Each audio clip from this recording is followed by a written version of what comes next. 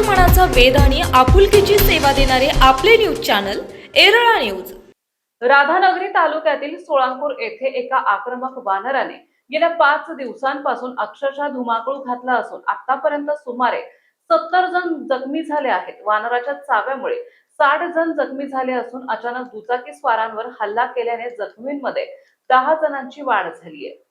वानराच्या हल्ल्यामुळे सोळांपूर गावात लॉकडाऊन सदृश्य परिस्थिती निर्माण झाली आहे। ग्रामस्थांनी घराची दारे खिडक्या बंद ठेवली असून स्वसंरक्षणासाठी हातात काठ्या घेऊनच दिवसभर वावर सुरू ठेवला आहे।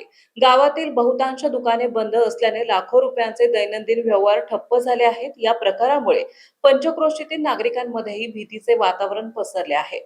वानराला पकडण्यासाठी वन विभाग, पशुवैद्यकीय विभाग आणि रेस्क्यू टीम कडून युद्ध पातळीवर प्रयत्न सुरू आहेत। सुमारे 25 सदस्यांचे पथक तसेच गावातील युवक दिवसभर वानराच्या मागावर आहेत। मात्र हे वानर सतत गुंगारा देत आहे। कोल्हापूर पशुवैद्यकीय विभाग, राधानगरी, गारगोटी वन विभागाचे रेस्क्यू टीम गेल्या 5 दिवसांपासून गावात तळ ठोकून आहेत। मंगळवारी जखमी झालेल्या अनुसया पांडुरंग पाटील, संगीता सुरेश पाटील, चंद्रकांत नरसू पाटील, नेहा अजित कुसाळे, सुधा विठ्ठल गवते आणि सोमनाथ सुतार यांचा समावेश आहे।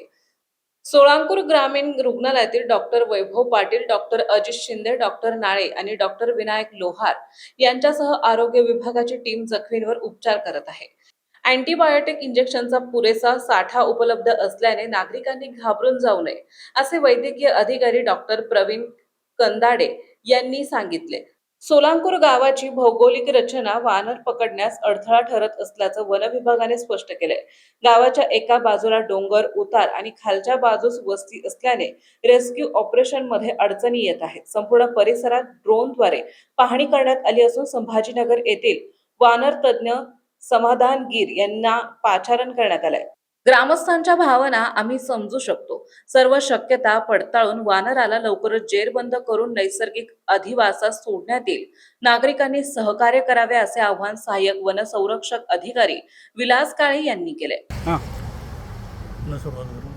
सोळांपूर गावात गेले 4 दिवस वानराने धुमाकूळ गाठलेला आहे। पिसाळलेलं वानर आहे आणि त्याने 62 जणांना जवळजवळ जखमी केलेलं आहे। काही लोकांच्या जखमा गंभीर स्वरूपाच्या आहेत। वन विभागाचे लोक येऊन त्याला पकडण्याचा प्रयत्न करतायत, पण ते काय आतापर्यंत मिळालेलं नाही। गावातील सगळ्या घराची दारं बंद जवळजवळ आहेत। लहान मुलांना दुकानामध्ये पाठवण्यासाठी अडचणी निर्माण होत आहेत। हातात काठी घेऊनच सर्वांना जावं लागतं आहे। विशेषतः म्हणजे महिलांच्या बाबतीत फार हे त्रासदायक व्हायला लागलेलं आहे। सकाळी दूध घालायला जाणे, संध्याकाळी दूध घालायला जाणे, हे दूध घालायला जाणे डेअरीला, हे त्यांना त्रासदायक व्हायला वाटत आहे। तरी वरिष्ठ पातळीवरती वन विभागाने याचा विचार करावा आणि ताबडतोब याचा बंदोबस्त करावा आणि सोळांपूर गावातील नागरिकांना आमच्या सोळांपूर गावामध्ये गेले 4 दिवस जो पिसाळलेल्या वानरानं उच्छाद मांडलेला आहे, त्यावर प्रादेशिक वन विभागाच्या रेस्क्यू टीम 3 दाखल आहेत, तरी पण त्यांना 4 दिवस काही प्रमाणात यश आलेलं नाही। त्यामुळं पूर्ण ग्रामस्थ आमचे दहशतीखाली वावरत आहेत। लहान मुलं, महिलांचं दैनंदिन जीवनावर पूर्ण परिणाम झालेला आहे। होंडा निप्पाणी महामार्गावरच्या रहदारीवर 2 व्हीलरवर अचानक उड्या मारणे वगैरे वानरानं, त्यामुळे अपघात घडलेले आहेत। त्यामुळं पै पाहुणे गावात सगळी बाजारपेठ बंद राहिलेली आहे। त्यामुळं अतोनात नुकसान व्हायला गेले 4 दिवस मौजे सोळांपूर गावामध्ये हैदूस घातलेल्या वानराचं, पिसाळलेल्या वानरानं साधारण 70 पेक्षा अधिक लोकांना जखमी केलेलं आहे।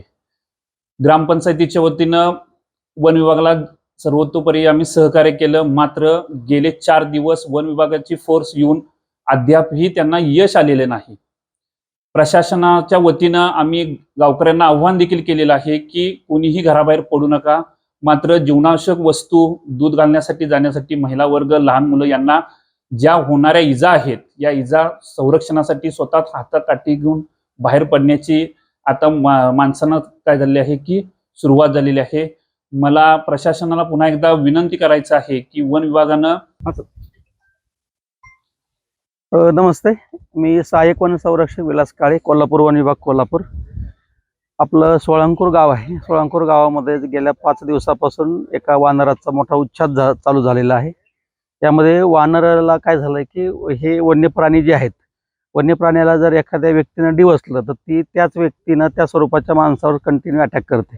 एखाद्या वाहनानं धडक दिली तर त्याच प्रकारच्या वाहनावरती हमला करते. एखाद्या ट्रॅक्टरनं धडक दिली तर ट्रॅक्टरवर हमला करतं, मोटरसायकल दिली तर मोटरसायकल, एखादं जीप गाडी असेल, कार असेल तर कारवाल्यावर ते अटॅक करतं. अशी त्यांची एक नॅचरल त्यांच्यामध्ये ती गुणवत्ता हे निसर्गाने दिलेली देणगी आहे. आता हे वानर जे आहे, हे वानर काय झालं, कोणत्या तरी एखाद्या व्यक्तीने त्याला मारलं असेल, ते जखमी झालं असेल, ते सूड उगवण्याच्या भावनेने काय करते की जे माणूस दिसेल, जी व्यक्ती दिसेल त्याच्यावरती अटॅक करते. आता त्याला आम्ही पकडण्यासाठी 5 दिवसापासून मोहीम राबवत आहोत. फक्त प्रॉब्लेम कसा येतोय की इथं जी भौगोलिक परिस्थिती आहे, गाव हे टेकडी खाली असं वसलेलं आहे आणि गल्ल्या मोठ्या मोठ्या आहे, गावाचा परिसर मोठा आहे. दुसरी गोष्ट, आजूबाजूला झाडी फार मोठ्या प्रमाणात आहे आणि त्या दृष्टीने काय होतं की एका गलीतून माकड दुसऱ्या गलीत गेलं की वरती घरावर चढता येत नाही. सगळे घर असे पत्र्याचे घर आहेत. त्यामुळे माकडाचं लोकेशन घ्यायला, माकडामागे जायला तिथं पोचेपर्यंत माकडला लोकेशन बदलत असल्यामुळे त्याला डाट मारण्यासाठी मोठ्या अडचणी येत आहे. तरी काय झालंय की काल परवा माकडामागे मोहीम राबवली. त्यानंतर माकड काय करत आहे की रात्री झाडावर बसलंय की पटकन व्यक्ती दिसले का ज्या व्यक्तीच्या हातात कोणतं साहित्य नाही, हत्यार नाही, त्या व्यक्ती पटकन अटॅक करतं, एक तर उडी मारतं, ढकलून देतं किंवा चावून पळत आहे. अशी ती गोष्ट घडत आहे. आणि त्याच्या मागे वन विभागाची टीम गेली की ते लगेच ताबडतोब लोकेशन बदलतं. एवढंच नाही तर वन विभागाची जी गाडी आहे ती सुद्धा त्यांनी लक्षात ठेवली. काल गाडी येऊन गाडीला धडक मारून पळून गेलेला, म्हणजे गाडी दिसते का तो लगेच लोकेशन बदलत आहे. या दृष्टीने आता काल पण डाट मारण्याचा प्रयत्न झाला, तर डाट जवळजवळ लागलीच होती, परंतु येरळा न्यूज साठी प्रतिनिधी सर्जयराव भाट, मुरगुड. आपल्या भागातील महत्त्वाच्या बातम्या पाहण्यासाठी आजच आमच्या येरळा न्यूज चॅनलला यूट्यूबवर सबस्क्राईब करा आणि बेल आयकॉन प्रेस करा.